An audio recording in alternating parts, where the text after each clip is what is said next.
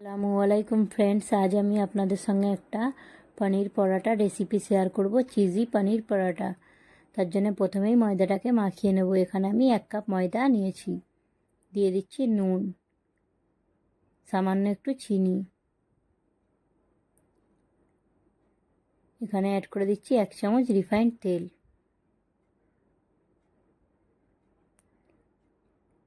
এটাকে হাত দিয়ে একটু মিক্স করে নিচ্ছি। এইবার গরম পানি অ্যাড করে ময়দাটাকে মাখিয়ে নেব। এই পরোটাটা বানানো খুব সিম্পল আর ইজি। এটা আপনারা বাচ্চাদের টিফিনে বানিয়ে দিতে পারবেন, বাচ্চারা খুব ভালোভাবে এটা খেয়ে নেবে। ময়দাটাকে খুব সুন্দরভাবে সফটভাবে মাখিয়ে নিয়েছি। এটাকে ততক্ষণ পর্যন্ত রেস্টে রাখবো যতক্ষণ ময়দার ভিতরের পুরটা বানিয়ে নেব। পুর বানানোর জন্য নিয়ে নিচ্ছি 1/2 কাপ আলু। এটাকে আমি বয়েলড করে গ্রেট করে নিয়েছি। দিয়ে দিচ্ছি পনির 1/2 কাপ। এখানে নিয়ে নিয়েছি পেঁয়াজ, একটা মিডিয়াম সাইজের ছোটো ছোটোভাবে কেটে নিয়েছি। দিয়ে দিচ্ছি 1 চামচ ধনিয়া পাতা, সামান্য একটু কাঁচা লঙ্কা। দিয়ে দিচ্ছি নুন,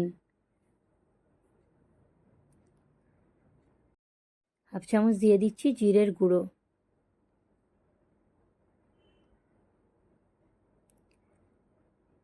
সামান্য একটু লঙ্কার গুঁড়ো। দিয়ে দিচ্ছি চাট মশলা 1/2 চামচ, আর দিচ্ছি গোলমরিচের গুঁড়ো সামান্য। এই সবগুলোকে ভালোভাবে মিক্স করে নিচ্ছি।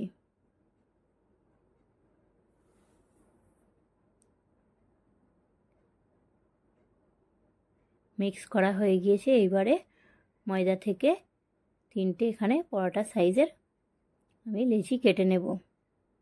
1 কাপ ময়দা দিয়ে 3টে পরোটা হবে।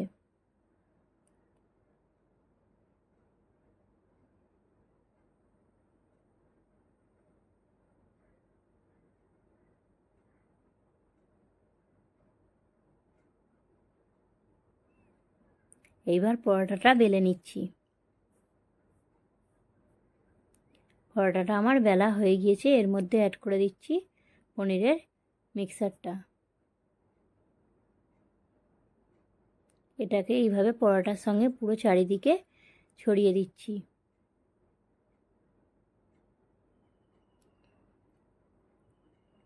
এইবার উপর থেকে চিজ গ্রেট করে দিচ্ছি।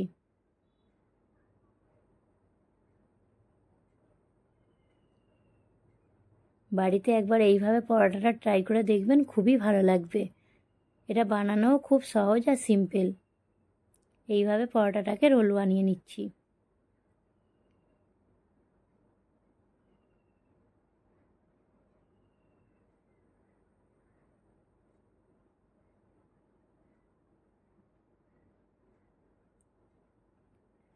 এবার পরোটাটা বেলে দেখাচ্ছি।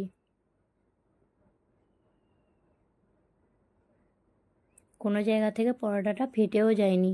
যদিও ফেটে যায় খুব একটা অসুবিধা হবে না, পরোটাটা খেতে খুবই ভালো লাগবে।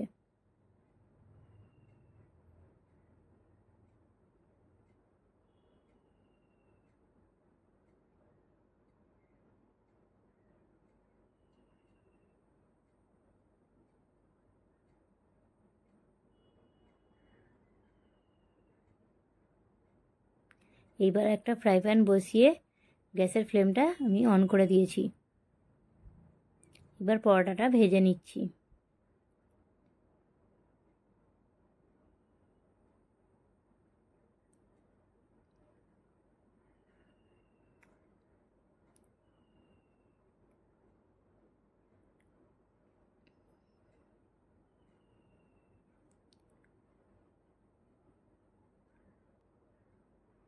রিফাইন্ড তেল অ্যাড করে পরোটাটাকে ভালোভাবে উল্টে পাল্টে ভেজে নিচ্ছি।